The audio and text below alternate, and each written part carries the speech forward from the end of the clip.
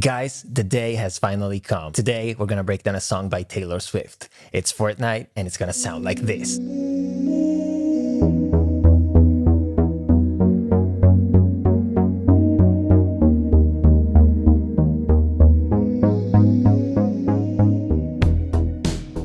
Alright guys, my name is badhabit. I'm so excited about this Billboard breakdown because so many of you have been asking me to remake a Taylor Swift song, and today is the day. We're gonna remake Fortnight with Post Malone, and the song is having an incredible success since the release. It was #1 on Billboard, it's currently at #8, and it's being produced by Grammy winner, producer of the year, Jack Antonoff. And if you know him, you also know how much he likes to keep this very organic approach with his productions, with like a lot of real instruments, a lot of analog synthesizers, and that's why it's going to be very interesting to break this down. There's a lot to learn from this production and many takeaways that you can apply in your own songs to make them sound unique. The best way to break this down is going section by section because there is always something changing, always new things coming in, evolving, and that's why I already have my arrangement mapped out right here with the verse, chorus, a bridge, and outro. So we're gonna start from the verse, and the verse is really stripped down to make room for Taylor's vocals. There's not much happening there. The first thing that we can hear is definitely a bass and some sort of harmony that we're gonna cover in a second, but let's start from the bass. And the bass sounds to me like it's coming from a Roland synth, and my mind goes straight to the Juno because this is a synth that I know very well.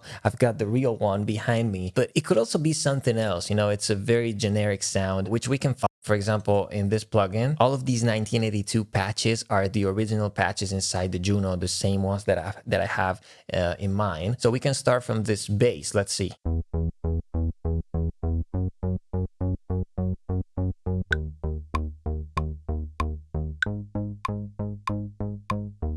The sound is not there yet, but this is the right bass line. The only thing I'm not really happy about this sound is that the whole song to me sounds very soft. And this sound is a little bit aggressive, maybe by reducing the attack a little bit. Maybe.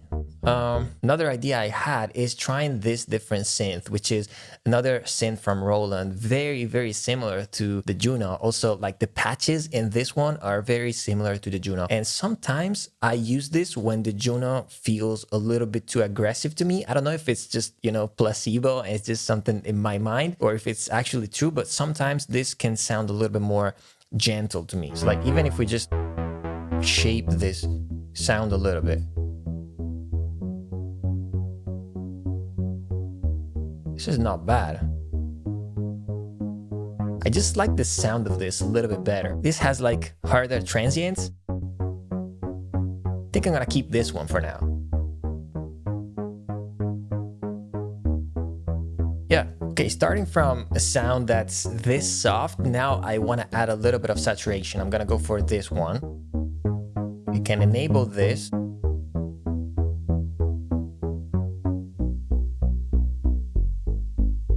It's helping, especially here in this lower range. I'm happy with the bass. I think we can move on and like focus on the harmony of the song because there's a lot happening in this song, but like it all sounds underwater. You can't really tell what's happening with like the chords, at least until like the end of the song where a lot of new sounds, a lot of new synths are coming in. We're gonna do that later in the video. But one thing that I can definitely hear in the verse is this sound that reminds me of like vocals. So it's probably sampled vocals that play this sort of like arpeggiated part with the notes of the chords. So let me show you what I mean. First of all, we gotta find the right sound, and I think I know where to find it for two reasons. First of all, I've watched a lot of videos of Jack Antonoff in the studio, and he has a Korg M1. Second, I have it too. It's back there, but unfortunately it's broken, so yeah, I gotta repair it. But anyway, I've got the plugin and I'm pretty sure that I've heard the sound like that before in the M1, so we can start from that. Well, it's definitely not a vocoder, so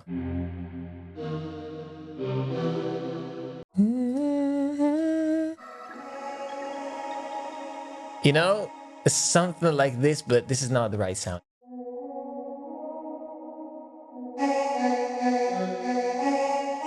Okay, getting close. Is it this one? I think it's this one. There is no intro. The song starts with the verse, but we go into the verse using this sound, this way. And from here, they just play this sort of arpeggiated part with the notes of the chords. So basically, this stays underneath, very filtered in the whole verse, but you have a sense of what's happening with the harmony because of this layer.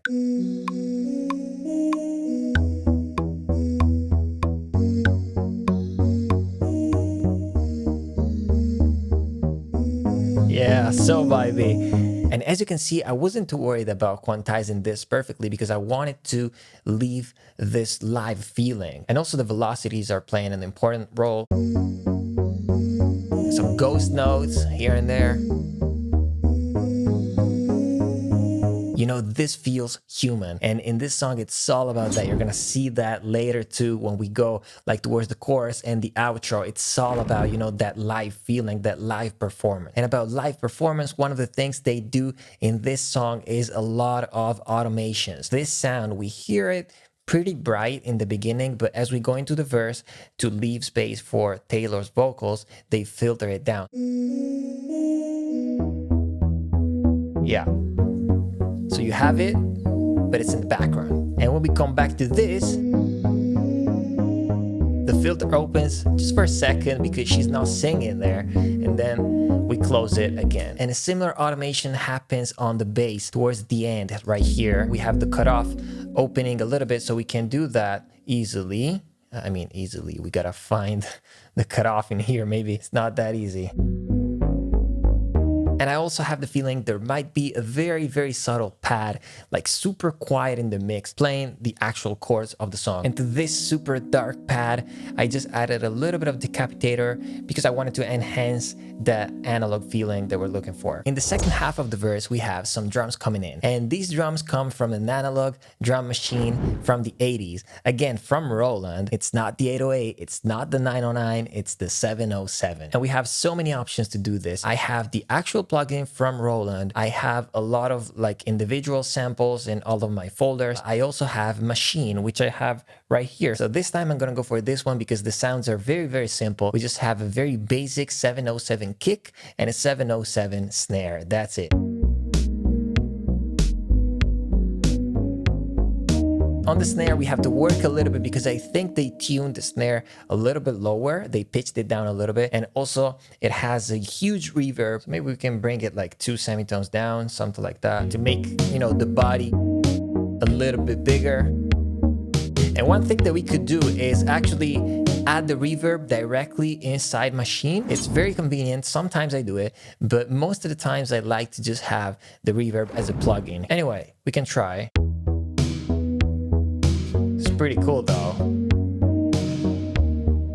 But since we are going for this 80s sound, I actually want to try to use a reverb as a plugin. And I want to use this legendary reverb, the Lexicon 480, that together with the 224, this one right here, these two reverbs are the ones that you hear in most of the 80s songs where you can hear like that huge snare, you know, drowning in reverb. These are the ones. But if I put it right here now, the reverb is also gonna be on the kick. You know, because I put the reverb on the whole kit after Machine. This is not what I want. So there is a solution to this. I'm just gonna create 2 audio tracks and I'm gonna send the kick and the snare out of Machine separately into these 2 audio tracks. Send the kick to number 2, for example, and the snare to number 3. So now we can take these 2 and this one is gonna take from 2, this one is gonna take from 3. Exactly. So we have the kick right here and the snare right here. So at this point, I can just take this reverb and put it only on the snare. Of course, we don't want the mix to be at 100%, but instead of putting the reverb in parallel like I usually do to keep the dry signal of the snare, in this case, I might want to keep it like that, just as an insert, because I kind of like the fact that having the reverb directly on the track makes it a little bit softer. And like I said in the beginning, this is a song that sounds soft to me. The drums are not punchy, the drums are not hitting hard. So I actually like to keep the reverb like this. Okay, now I like it. I like the sound of the reverb, and also to make it even softer, I EQ'd the snare. And as you can see, these are the frequencies where the snare was hitting, you know? So I just reduced like a dB. Very happy with the sound of the snare now. Yeah. Okay, we can move on to the first chorus because it's basically it for the verse. And not much is changing, to be honest. We can just take all this that we have in the second half of the verse, and the only new thing I'm hearing in the chorus is a new bass, which actually just supports the bass that we already have. It feels to me like in the chorus, the bass is becoming a little bit bigger, a little bit subbier. We need a fatter sound, so I might want to try the Minimoog. This could be good. This has a very, very big low end, which might be what we need together with this one, you know? So without it, but you know? Yeah. Okay, that was easy. Verse 2. We don't have many new things happening here. Some textures, some ear candies, and some percussions that come in. And I'm gonna start from that thing that goes... It sounds like... I don't know, to be honest. I don't really know what that is. It reminds me of some sort of like guitars sampled with possibly like a tremolo on it. I want to go for Omnisphere. I don't even know why I thought of Omnisphere, but what I know is that so many of these presets, just if I type guitar, are already like layers of guitars and other things, which is exactly what I'm looking for, you know? I'm not looking for an actual guitar. So, I don't know. Here, it's just about finding something. So this is a cool guitar sound that I found. I just filtered it and added a little bit of delay. But I think the main thing about this sound is that it has that sort of like tremolo effect. So I might want to try to add a tremolator. You know, that's what I mean. Listening to this, there might also be some sort of like brass, like a trumpet, maybe even from the Juno. I don't know, trumpet. Maybe horn. And I also added this sound doing the exact same thing with a different preset, this Bode electric guitar. So, wow. Yes. There's also a very subtle texture evolving in the verse, especially towards the second half of the verse too. It sounds a little bit like a whistle, you know? And this is what I found, some sort of like whistle. The only interesting thing is that I was playing it live and I played a little bit with the pitch bend, you know, so you can definitely hear it. This is very interesting, and I was hearing something like that in the original song, so I did it. A couple of percussions happening here and there in the verse. I kind of hear some sort of like clap and a triangle with like a huge reverb. I'm gonna find some analog claps. I'm thinking of like Lindrum claps, so maybe, let's see. You know, like a very classic clap like this. We have just something like that. But on the triangle, we can do something a little bit more interesting instead. This is the sample that I chose. We're gonna add a big reverb to this, like a huge reverb. But I just had an idea. Since the song is all about textures, things evolving, coming, going, why don't we use a plugin like Fragments from Arturia? It's basically a granulator. This might create some additional textures, you know, when that triangle plays, and then maybe the textures are gonna keep playing for a little bit and then they're just gonna go away. Okay, this is a little bit too much. This is nice. This is nice. You can hear like this tail. Yeah, I love that.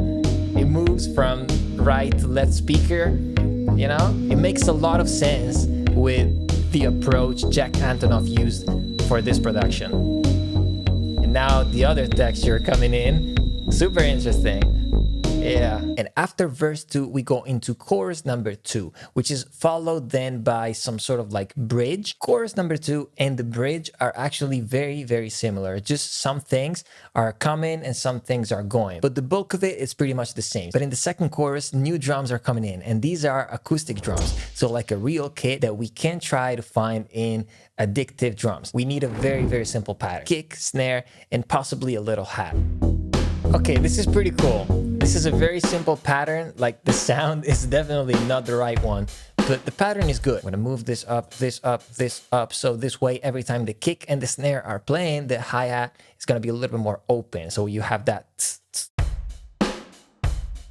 And now we can worry about the sound.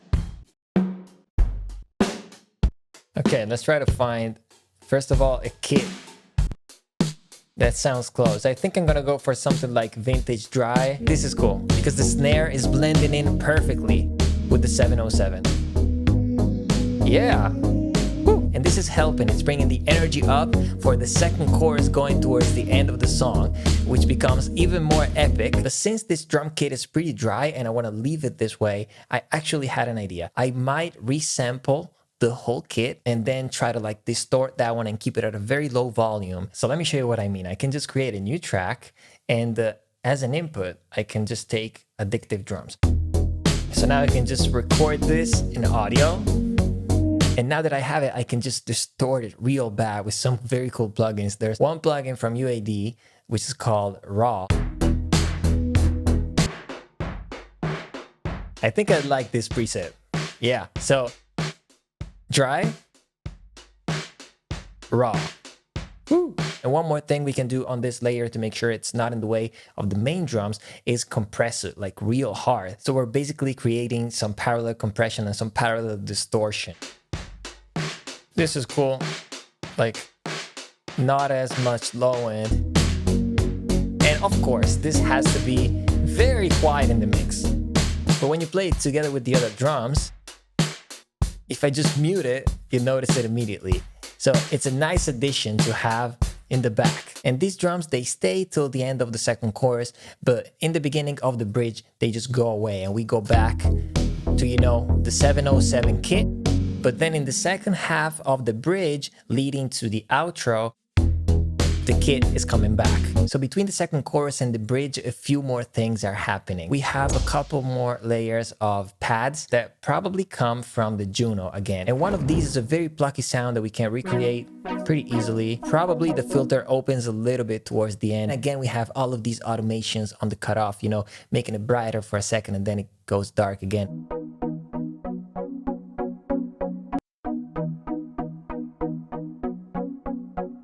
Something like that.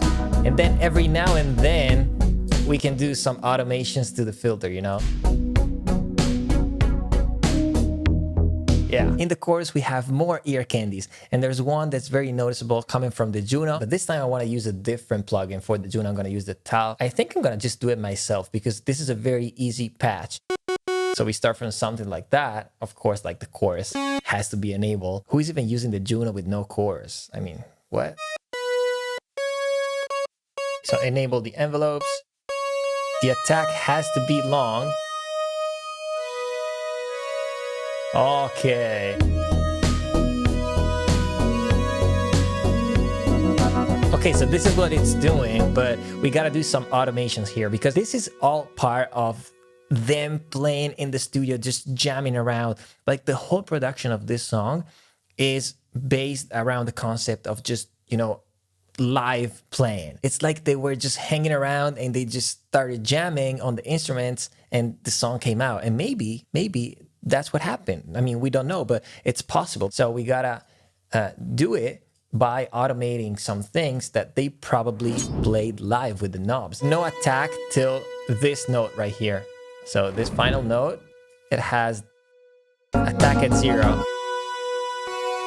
Exactly. And we can also automate the cutoff a little bit because I think this first part has the cutoff a little bit more closed.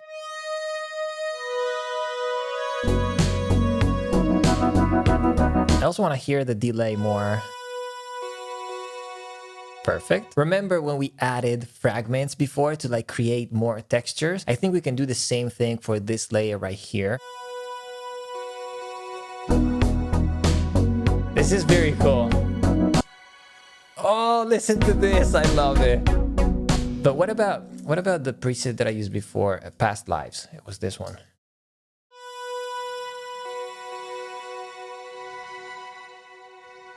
Yes, I actually like this one better. I added 2 more things real quick. This like wind effect that they used as a transition to go into the second chorus that sounds like this. And the original sample I started from was this one. But you know, if you just pitch it down like 2 octaves, you boost up the volume, stretch it, and now it's gonna sound like this. And in the original track, it sounded to me like there was some sort of like water effect, like water dripping. I found this loop, I quantized it in 8 notes. So it's like, okay? And then I just added a little, you know, reverb to make it sound like it's in a cave or something like that. A little bit of delay, nothing special. And to create some movement, I just added LFO tool. So you have this. Okay, we're almost there, but we're missing some big synths, a few big layers that come in towards the end of the song. The song becomes bigger and bigger, and the outro sounds like there's 50 people playing at the same time. And these bright synths are just the easiest sound possible because this is the first batch of the Juno. Okay. And some reverb, very nice. This was only one of the layers that we need because going into the second half of the outro where everything is really like exploding, the energy is going up, we need something bigger. And again, I'm thinking of like brassy sounds, very bright, like this one. Something like that, very aggressive, you know? And these are the two sounds that I used. One, which is a very simple Prophet brass. I used a delay on it. And the second one comes from the Oberheim from Arturia. And so when you play them together with this long release, listen to this. Yeah! And from here, we're gonna have to enrich the drums as well. Some new cymbals are coming in. We're gonna do that in just a second. But before doing that, what I'm missing now for this final part of the song are some like sustained chords with this approach sonically. So we need some sounds like these ones, like bright, you know, super aggressive, that are just sustained. Yeah, I found 4 layers. Let me show you what I did. So this is a very, very simple layer coming from the Juno. This is actually a patch from the original Banks. It sounds like this. And actually, for this one, I also copied it in the first half of the outro. And when we get here,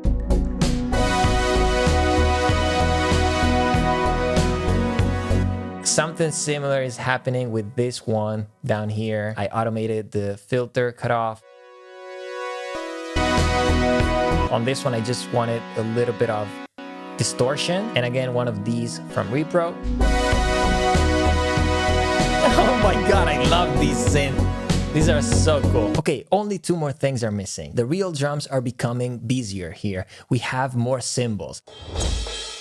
Like that with some like velocities, go like I think I'm also hearing this one in like 8 notes.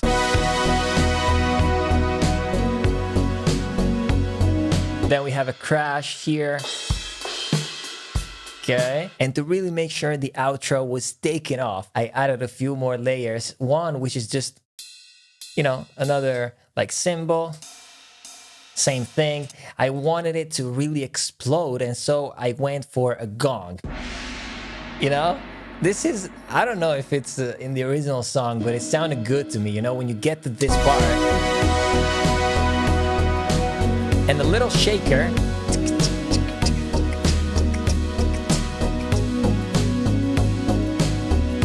At this point, just more ear candies are left. And I have an idea to make this little transition into the bridge. We have basically those bright synths that we used before, right? These. We can create a new audio track and resample them and then just work with the audio. Resampling.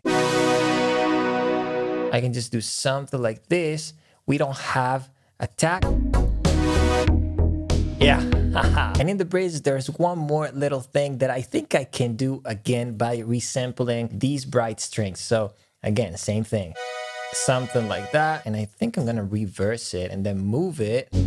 So now it sounds like this, which is pretty cool. But again, I wanna add that fragments once again, because now I have a different idea. So basically what I'm thinking is using fragments to create some sort of like texture that we're gonna keep throughout the whole song. Freeze this one.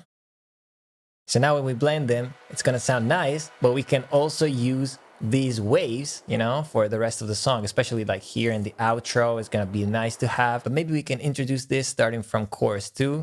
It's there, it's definitely doing something, you know? Listen if I mute it.